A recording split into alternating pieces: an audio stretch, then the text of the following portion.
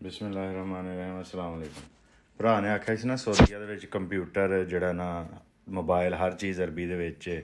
ਤੇ ਮੈਂ ਕਿਹਾ ਸੀ ਝੂਠ ਨਾ ਬੋਲੋ, ਕੋਈ नहीं अरबी च है। ਭਰਾ आंदा चोरी तेनू कुछ पता नहीं हो के इटली में भी कंप्यूटर इटालियन में होता है। यार ना झूठ मारिया करो, क्यों कौम के दुश्मन होए हो, क्यों कौम नू गुमराह कर रहे हो।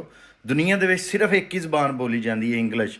ਕੰਪਿਊਟਰ ਹੁਣ ਤੂੰ ਕਹੇਗਾ ਇਟਾਲੀਅਨ ਦੇ ਵਿੱਚ ਡਾਕਟਰ ਵੀ ਬਣਦੇ ਨੇ, ਉਹ ਕਹੇਗਾ ਅਰਬੀ 'ਚ ਵੀ ਬਣਦੇ ਨੇ, ਕੋਈ ਕਹੇਗਾ ਚੀਨੀ 'ਚ ਬਣਦੇ ਨੇ, ਜਾਪਾਨੀਅਨ 'ਚ ਬਣਦੇ ਨੇ, ਕੋਰੀਅਨ 'ਚ ਬਣਦੇ ਨੇ। ਕਿਉਂ ਪਾਕਿਸਤਾਨ ਦੀ ਤਰੱਕੀ ਦੇ ਦੁਸ਼ਮਣ ਹੋ ਗਏ ਹੋ। ਡਾਕਟਰ ਸਿਰਫ ਇੰਗਲਿਸ਼ 'ਚ ਬਣ ਸਕਦੇ ਨੇ, ਇੰਜੀਨੀਅਰ ਸਿਰਫ ਇੰਗਲਿਸ਼ 'ਚ ਬਣ ਸਕਦੇ ਨੇ। ਸਾਰੀ ਇਟਲੀ 'ਚ, ਜਰਮਨੀ, ਜਾਪਾਨ, ਕੋਰੀਆ, ਚੀਨ, ਤੁਰਕੀ, ਅਰਬ ਸਾਰੇ ਇੰਗਲਿਸ਼ 'ਚ ਆਪਣਾ ਸਾਰਾ ਕੁਛ ਕਰ ਰਹੇ ਨੇ। ਜਿੰਨੇ ਤਰੱਕੀ ਯਾਫਤਾ ਮੁਲਕ ਨੇ ਸਾਰਾ ਕੁਛ ਉੱਥੇ ਇੰਗਲਿਸ਼ 'ਚ ਤਾਂ ਤਰੱਕੀ ਯਾਫਤਾ ਨੇ। ਪਾਕਿਸਤਾਨ ਦੇ ਵਿੱਚ ਕਿਉਂਕਿ ਪੰਜਾਬੀ ਹਾਲੇ ਤੱਕ ਜ਼ਿੰਦਾ ਏ, ਮਰੀ ਨਹੀਂ। ਪਾਕਿਸਤਾਨ 40 ਸਾਲ ਬਾਅਦ ਜਦੋਂ ਸਾਡੇ ਵਾਲਦੈਨ ਫੌਤ ਹੋ ਜਾਣਗੇ, ਮੈਂ ਵੀ ਫੌਤ ਹੋ ਜਾਵਾਂਗਾ, ਪੰਜਾਬੀ ਖਤਮ ਹੋ ਜਾਏਗੀ, ਉਸ ਦਿਨ ਸਾਡਾ ਤਰੱਕੀ ਦਾ ਸਫ਼ਰ ਸ਼ੁਰੂ ਹੋਏਗਾ। ਕਿਉਂ ਤੁਸੀਂ ਮੇਰੇ ਨਾਲ ਰਲ ਕੇ ਕੌਮ ਨੂੰ ਗੁੰਮਰਾਹ ਕਰ ਰਹੇ ਹੋ।